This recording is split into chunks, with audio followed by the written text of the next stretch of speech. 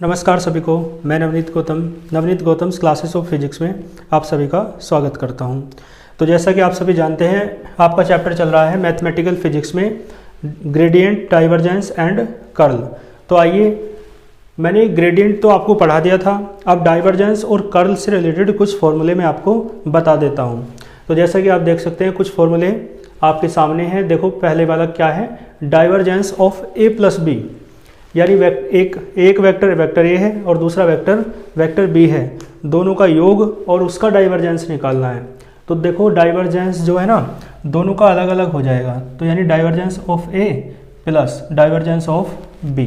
Clear है? चलो, यहाँ पे देखो, ये तो दोनों वेक्टर थे, ये एक स्केलर फंक्शन है और ये एक वेक्टर फंक्शन है। क्लियर है? तो इसमें क्या हो जाता है, इसका फॉर्मूला भी आपको याद है ना, ये फॉर्मूला आपको याद रखने हैं, आपको इन पर क्वेश्चन करने के लिए आएंगे। ठीक है? देखो, इसमें क्या हो जाता है, ग्रेडियंट ऑफ फाई, पहले वाले का ग्रेडियंट डॉट है ना, दूसरे वाला ऐसा का ऐसे ही रहेगा, फिर पहले वाला ऐसा कैसे ही और दूसरे वाले का डाइवर्जेंस लेना है। ठीक है? इस तरीके से ये फॉर्मूला है। और देखो, डाइवर्जेंस ए क्रॉस बी क्या होता है, तो b dot curl a minus a dot curl b, है ना, इस तरीके से आसानी से याद हो जाएगा। और कर्ल ए प्लस बी, तो कर्ल की दोनों में क्या हो जाएगी, मल्टीप्लाई हो जाएगी। तो कर्ल ए प्लस बी क्या होता है, curl of a plus curl of b. ठीक है? कर्ल का यहाँ पे देखो, फाई क्या है, स्केलर फंक्शन है, वेक्टर ए क्या है, कोई वेक्टर फंक्शन है। तो इसमें देखो क्या हो जाएगा, gradient of phi gradient of phi और cross vector a plus phi ऐसा कैसा ही, अब कर्ल वेक्टर ए। ठीक है? तो यहाँ पर क्रॉस रहेगा, जैसे कि आप डाइवर्जेंस में यहाँ क्या था, डॉट था, अब कर्ल में यहाँ क्या रहेगा, क्रॉस, क्योंकि डाइवर्जेंस में मैंने बताया था डॉट आता है और कर्ल में क्या आता है, क्रॉस आता है। ठीक है? बाकी देखो, ये दोनों जो है ना सिमिलर हैं। देखो, ये वाला और ये वाला, आप देखो, डाइवर्जेंस फाई ए का निकलवा रहा है, कर्ल फाई ए का निकलवा रहा है। तो जब डाइवर्जेंस निकलवा रहा है तो देखो, gradient of phi a, gradient of phi a, लेकिन बस डाइवर्जेंस में डॉट आ रहा है और कर्ल में क्या आ रहा है, कर्ल में देखें आप, क्रॉस आ रहा है। ठीक है? फाई डाइवर्जेंस निकाल रहे हो तो फाई डाइवर्जेंस ए, यहाँ पे कर्ल निकाल रहे हो तो फाई कर्ल ए। ठीक है? इस तरीके से सिमिलरिटी करके, कंपैरिजन करके याद आप रख सकते हैं। ठीक है? और ये वाले तो दोनों देखो बहुत आसान से ही हैं, है ना, डाइवर्जेंस के दोनों में अंदर मल्टीप्लाई हो जानी है। ये भी बहुत आसान सा है, देखो, कर्ल की दोनों में मल्टीप्लाई हो जानी है। तो ये वाला और ये वाला आप आसानी से याद रख सकते हो। और इन दोनों को मैंने तुलनात्मक अध्ययन करते हुए, कंपैरेटिव स्टडी करते हुए इन दोनों को बता दिया है। ठीक है? कि फॉर्मूला तो यही है, ग्रेडियंट पहले आ रहा है ना, डॉट ए बाद में आ रहा है, लेकिन डाइवर्जेंस है तो डॉट और कर्ल है तो क्रॉस। ठीक है? यहाँ देखो, फाई दोनों में पहले है ना, डाइवर्जेंस था तो आगे डाइवर्जेंस आया, और यहाँ देखो, यहाँ कर्ल है तो कर्ल आ जाएगा। तो ये दोनों भी याद हो जाएंगे आपके। और देखो, ये तो बहुत आसान सा है, divergence of a cross b क्या है, तो b dot curl a minus a dot curl b, इस तरीके से हो जाएगा, कर लोगे इसे भी। और देखो, ये वाला तो बस थोड़ा इसमें आपको मेहनत करनी है याद करने में। तो कर्ल ए क्रॉस बी क्या होता है, divergence of b into a, dot नहीं है या इंटू है। ठीक है? मल्टीप्लाई, तो डाइवर्जेंस ऑफ बी मतलब बाद वाले का डाइवर्जेंस, पहला ऐसे ही, माइनस पहले का डाइवर्जेंस, बाद वाला ऐसे ही, इतना तो हो जाएगा याद। और फिर देखो, यहाँ भी देखो, बाद वाले की डॉट प्रोडक्ट है डेल के साथ, फिर ए बाहर है, फिर पहले वाले की डॉट प्रोडक्ट है डेल के साथ, बी बाहर है। तो इस तरीके से सिस्टम से आप, है ना, समझोगे तो चीज़ों को याद कर सकते हो। ठीक है? तो इन्हें नोट कीजिए, फिर चलते हैं, इस टाइप के कुछ क्वेश्चंस मैं आपको करा देता हूँ। आइए, इसके बाद चलते हैं थ्योरम पर। तो आप देख सकते हैं, थ्योरम आपके सामने लिखी हुई है।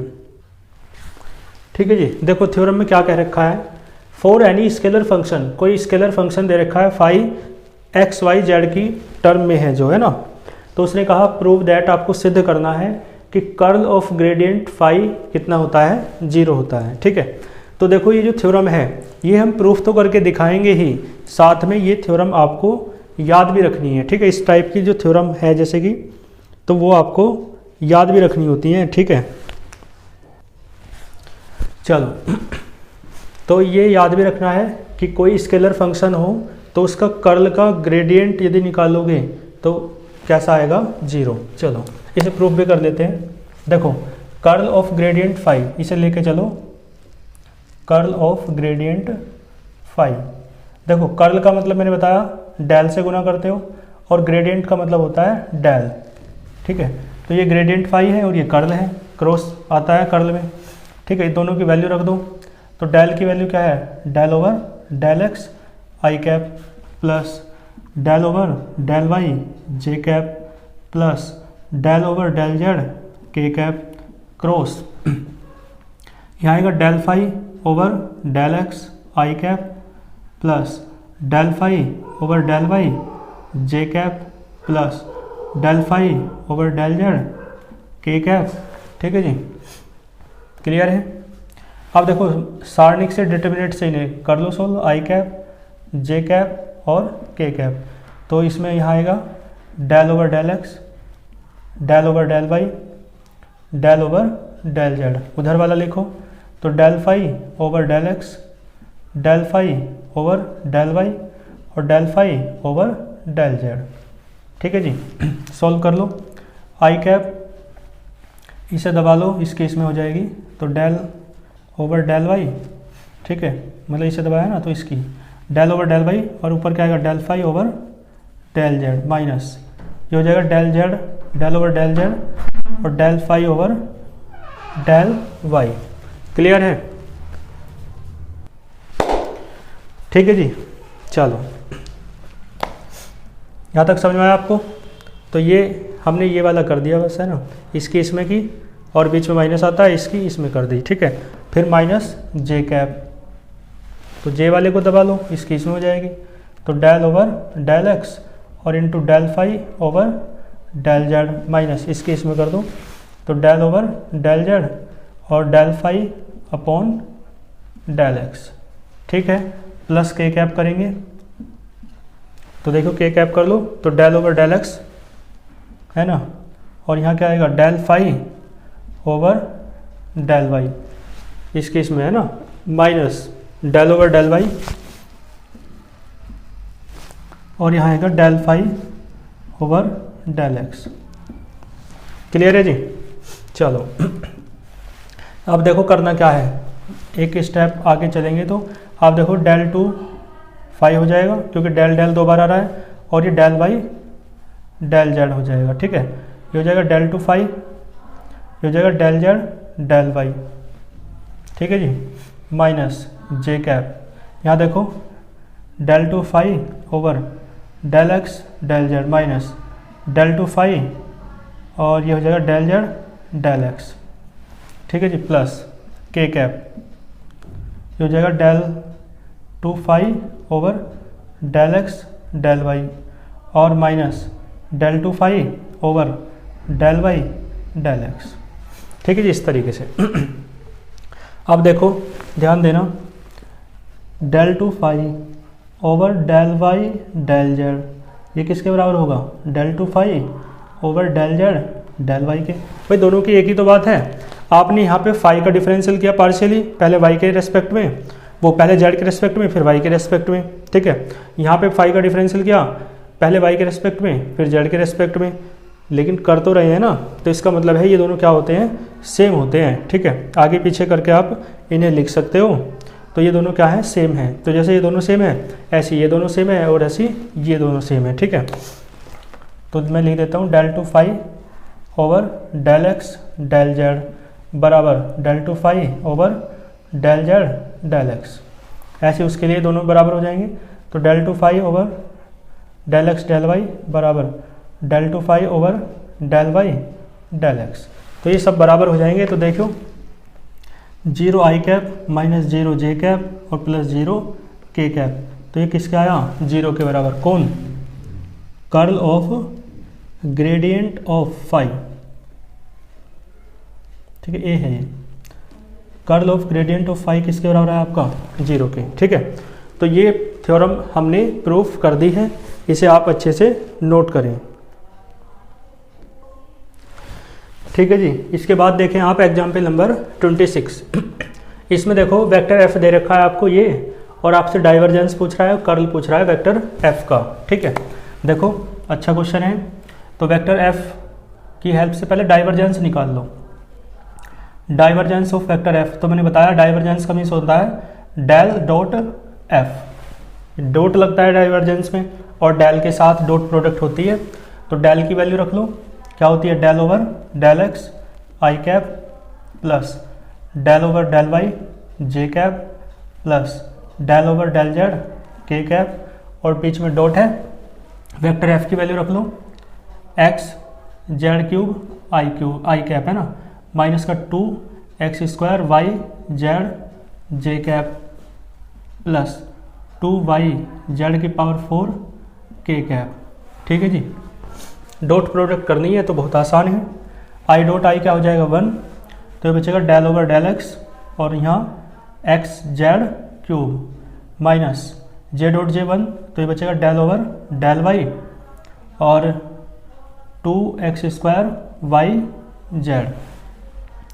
ठीक है जी, प्लस ये हो जाएगा डेल ओवर डेल जेड के डॉट के तो 1 हो जाएगा, ये हो जाएगा। ठीक है, जेड है, क्लियर है जी।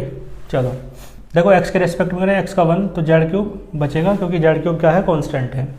वाई के रेस्पेक्ट में करें तो वाई का 1 बचेगा माइनस का 2x² वाई जेड, और जेड के रेस्पेक्ट में कर रहे हैं तो ये 2y तो ऐसा कैसे रहेगा और जेड इसका हो जाएगा 4 जेड क्यूब। ठीक है, तो बस इसे थोड़ा सही से लिख लो, z cube minus 2x² y z और 4 दूनी 8 वाई जेड क्यूब। ठीक है, ये है क्या है आपका आंसर है, यहाँ तक आप नोट कीजिए।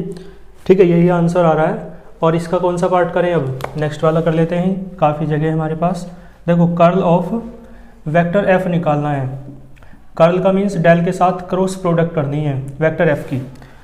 ठीक है, डेल का मान रख लो del over del x i cap plus del over del y j cap plus del over del z k cap और क्रॉस एफ की वैल्यू रखो x z cube i cap minus 2x² y z j cap. ठीक है, plus 2y z की power 4 के cap.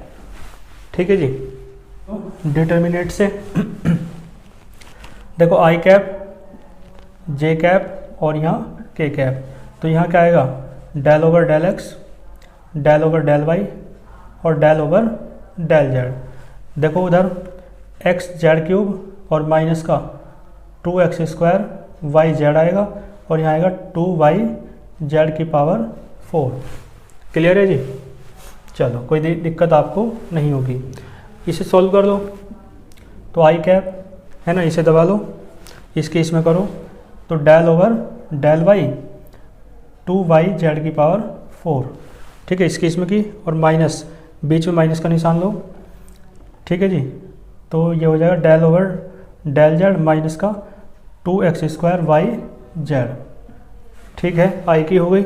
अब जे वाला तो माइनस का जे कैप, जे वाला दबाओ, इसकी इसमें होगी तो ये हो जाएगा डेल ओवर डेल एक्स, क्या बचेगा 2y जेड की पावर 4 बीच में माइनस।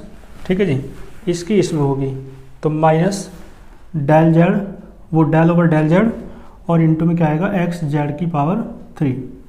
ठीक है, प्लस के कैप कर लो,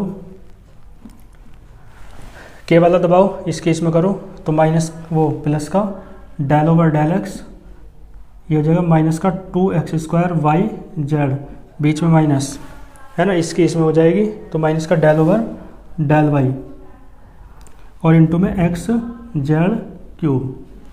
ठीक है जी, ये हो जाएगा। सॉल्व कर लो इसे। तो आई कैप देखो वाई के रेस्पेक्ट में करोगे तो वाई का 1 हो जाएगा, ये बचेगा 2 जेड की पावर 4, जेड का 1 हो जाएगा और माइनस माइनस बीच में प्लस तो बचेगा 2x² वाई। ठीक है, पार्शियल डिफरेंशियल कर रहे हैं ना, और माइनस जे कैप, देखो x है ही नहीं यहाँ तो 0 हो जाएगा, माइनस जेड का हो जाएगा 3z² और x ऐसे ही रहेगा, प्लस के कैप देख लो,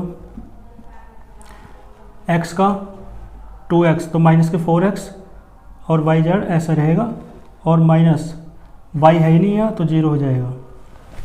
ठीक है जी, तो ये आ जाएगा 2 कॉमन ले लो इसमें से, तो 2x² y को पहले लिख लो, z⁴ i कैप, और ये माइनस माइनस प्लस हो जाएगा 3z² x j कैप, और ये हो जाएगा माइनस का 4xyz k कैप। ठीक है, यही आपका क्या है आंसर है।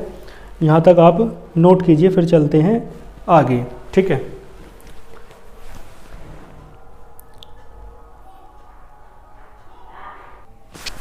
ठीक है, तो इसके बाद देखो ये एग्जाम्पल नंबर जो 26 में आपको करा रहा था उसका सेकंड और थर्ड पार्ट आपको खुद से करना है, उसमें है ना बिल्कुल ऐसे ही होना है जैसे मैंने आपको एग्जाम्पल नंबर 26 का फर्स्ट पार्ट करके दिखा दिया है। ठीक है, और क्वेश्चन नंबर 12 है एक्सरसाइज में, उसके तीनों पार्ट आपको है ना करने हैं और आप आराम से कर लेंगे। तो बुक आपके पास होनी चाहिए, और नहीं भी है तो टेलीग्राम चैनल में आप ज्वाइन हो सकते हैं। हमारे वीडियो के डिस्क्रिप्शन बॉक्स में टेलीग्राम चैनल का लिंक दिया हुआ है, तो वहाँ से आप बुक जो है टेलीग्राम चैनल पर आपको मिल जाएगी बुक की PDF। ठीक है, वहाँ पर मैंने बुक की जो PDF है वो पिंड कर रखी है, तो जैसे ही आप टेलीग्राम चैनल को ज्वाइन करेंगे तो ऊपर लिखा हुआ आ जाएगा वेक्टर अलजेब्रा और वेक्टर कैलकुलस की PDF वहाँ पर आपको मिल जाएगी। ठीक है, बाकी कर लेंगे इसे। ठीक है, तो फिर चलते हैं नेक्स्ट क्वेश्चन पर। तो इन दोनों क्वेश्चंस को आप कर लेना।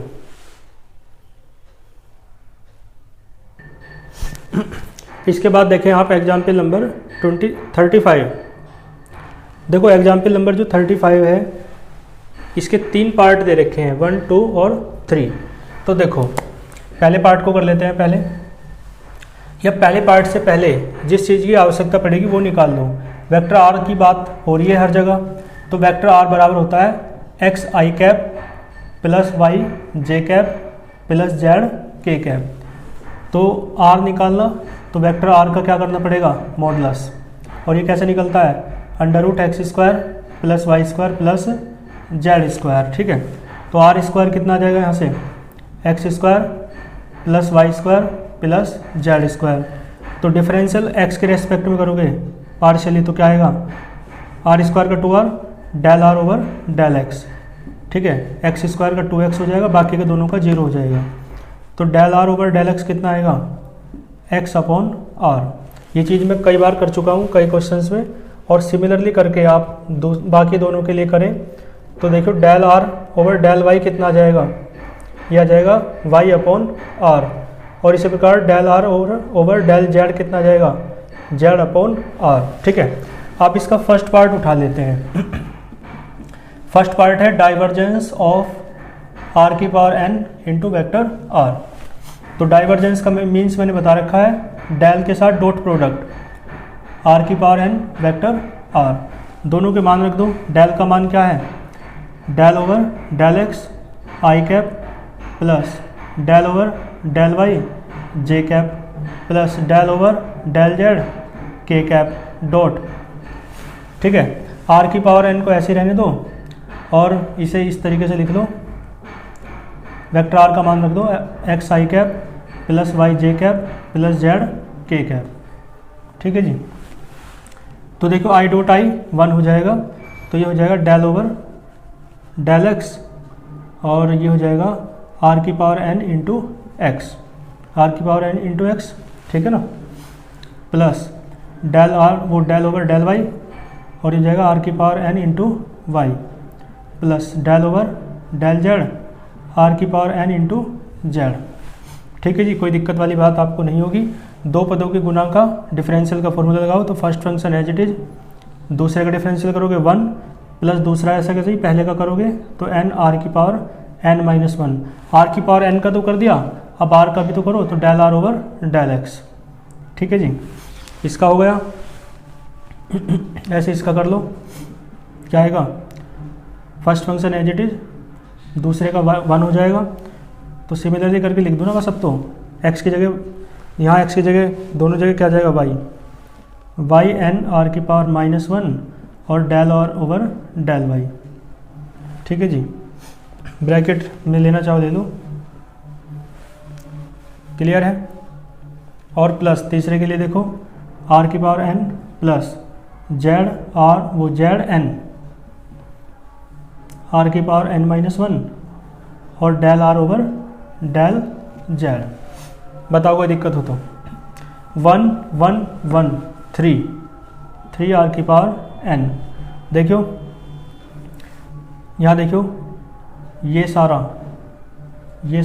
है ना, मतलब कुछ कॉमन आ रहा है, ये तो नहीं आ रहा। ये एक काम करो, पहले वैल्यू रख लो, बाद में कॉमन की बात करेंगे। एक्स एन आर की power n minus one, del r over del x की वैल्यू ये रही, एक्स अपॉन आर। क्या है? X upon r. ठीक है, यहाँ देखो ये तो जोड़ दिया, यहाँ रख लो वैल्यू। तो वाई एन आर की पावर एन माइनस वन और यहाँ रखो वाई अपॉन आर प्लस वहाँ रखो वैल्यू जेड एन आर की पावर एन माइनस वन और यहाँ हो जाएगा जेड अपॉन आर। तो ये हो जाएगा 3 आर की पावर एन। तो देखो एक्स स्क्वायर हो जाएगा, है ना, और आर की पावर माइनस वन ऊपर और आ जाएगी, तो आर की पावर माइनस टू हो जाएगी, एन माइनस टू। ठीक है, ऐसे यहाँ देखो वाई स्क्वायर हो जाएगा, एन आर की पावर एन माइनस टू हो जाएगा। ठीक है, प्लस जेड स्क्वायर, तो एन आर की पावर एन माइनस टू हो जाएगा यहाँ भी। ठीक है, कॉमन ले लो जो आ रहा है, तो 3 आर की पावर एन, तो ऐसी कॉमन आ रहा है एन आर की पावर एन माइनस टू और ये x square plus y square plus z square, ये किसका मान है? आर स्क्वायर का।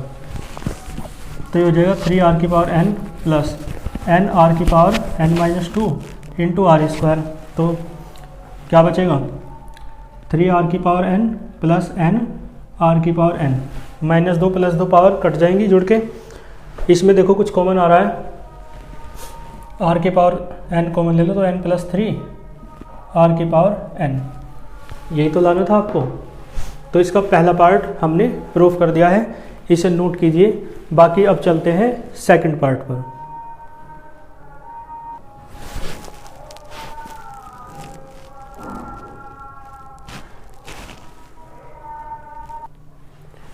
आओ इसके दूसरे पार्ट को करते हैं। फर्स्ट पार्ट आपको समझ में आ गया होगा, तो दूसरे पार्ट में है curl of r to the power n vector r. तो कर्ल का मीन्स तो मैंने बता रखा है, डेल के साथ क्रॉस प्रोडक्ट करते हैं, आर की पावर आर एन वो आर की power n into vector r, दोनों के मान रख लो। तो del over del x i cap plus del over del y j cap plus del over del z k cap cross r की power n, ऐसे रहने दो। और ये हो जाएगा x i cap plus y j cap और plus z k cap. ठीक है, सारणिक बना लो, determinate i cap j cap और के कैप। तो यहाँ क्या आएगा? Del over del x del over del y del over del z, और यहाँ बचेगा आर की पावर एन एक्स आर की पावर एन वाई आर की पावर एन जेड। ठीक है, आर की पावर एन तो लग के आएगा ना साथ में। चलो करो इसे सॉल्व। तो आई कैप इसे ढक लो, ऐसे आ जाएगा डेल ओवर डेल वाई और ये आर की power n z minus del over del z r की पावर एन वाई। ठीक है, ऐसी जे के लिए के लिए सबके लिए चलेगा, सिग्मा लगा लो। ठीक है, एक के लिए करके दिखाओ बस, जो एक के लिए आएगा ना जीरो लाना है, तो एक के लिए जीरो आ जाएगा, तो बाकी दोनों के लिए भी जीरो आएगा। तो सिग्मा का मतलब योग सम। तो देखो यहाँ से क्या करेंगे, आई कैप ऐसे रहेगा और दो पदों के गुना का फॉर्मूला लगा लो। तो देखो पहला पद ऐसा कैसे ही, दूसरे का करोगे वाई का, वाई के रेस्पेक्ट में जेड का, तो क्या हो जाएगा? जीरो, क्योंकि जेड क्या है? जेड तो जीरो है ना भाई। या एक काम करो, दो पदों गुना के बिना ही काम चल जाएगा। आई कैप जेड तो कांस्टेंट है क्योंकि वाई के रेस्पेक्ट में कर रहे हो, ठीक है ना, तो सिर्फ वेरिएबल ये है, तो इसका मतलब जेड तो कांस्टेंट है, वेरिएबल ये है, तो ये हो जाएगा एन आर की पावर एन माइनस वन। अब आर की पावर एन का तो कर दिया, अब उसका भी तो करो आर का, तो del r over del y. ठीक है, इस तरीके से चल जाएगा। माइनस वाई तो कांस्टेंट है, बाहर ले लो, आर की पावर एन का करो तो एन आर की पावर एन माइनस वन। अब आर की पावर एन का तो कर दिया, अब आर का करो तो del r over del z. ठीक है, क्लियर है? तो ये हो जाएगा सिग्मा आई देखो del r over del y का मान रख लो, वाई अपॉन आर है, तो जेड एन आर की पावर एन माइनस वन, और ये हो जाएगा y upon r, y n r की पावर एन माइनस वन, और ये हो जाएगा जेड अपॉन आर। तो सिग्मा आई कैप, और देखो जेड है वाई है, तो वाई जेड एक साथ लिख दो, एन आर की पावर एन माइनस टू हो जाएगा, ऊपर जाके एक पावर है ना, इसे भी लिख लो वाई जेड माइनस का वाई जेड एन आर की पावर एन माइनस टू हो जाएगा। देखो सारा कट जाएगा, तो ये बचेगा सिग्मा जीरो आई कैप। सिग्मा जीरो आई कैप का मतलब पता है क्या है कि जीरो आई कैप प्लस जीरो जे कैप प्लस जीरो के कैप, यानी क्या आया जीरो। ठीक है, यही आपको लाना था, इसे भी क्वेश्चन को आप नोट कीजिए। ठीक है, तो ये इसका कौन सा पार्ट है, सेकंड।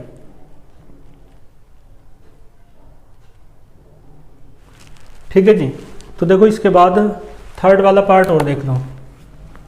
देखो थर्ड वाले पार्ट में क्या कहा कि इफ ये आर की power n into vector r is solenoidal, तो देन आपको ये सिद्ध करना है कि n प्लस थ्री किसके बराबर है, जीरो के। तो मैंने बताया था कि कोई भी जो फंक्शन है वो कैसा होगा, सोलेनोइडल होगा। ठीक है, तो यानी ये जो फंक्शन है वो कैसा होगा, सोलेनोइडल।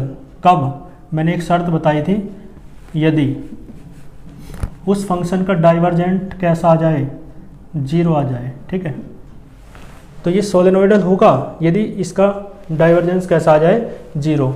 लेकिन उसने कहा कि ये सोलेनोइडल है, तो यदि सोलेनोइडल है तो अपने आप ही डाइवर्जेंस जो है इस फंक्शन का वो कितना होगा, जीरो। ठीक है, और इस फंक्शन का डाइवर्जेंट आपने निकाल लिया है, ये आया है ना, फर्स्ट पार्ट में निकाला है, कितना आया, n प्लस थ्री आर की पावर n बराबर जीरो। ठीक है, तो यहाँ से n प्लस थ्री किसके बराबर आ जाएगा, जीरो के। क्लियर है, n प्लस थ्री किसके बराबर आएगा, जीरो के, क्योंकि r की पावर जो n है ना वो जीरो के बराबर नहीं है। ठीक है, तो n प्लस थ्री ही जीरो के बराबर होगा, यहाँ से ये बात सिद्ध हो गई है। ठीक है, कोई भी दिक्कत आपको नहीं होगी, ये क्वेश्चन आपका कंप्लीट हुआ।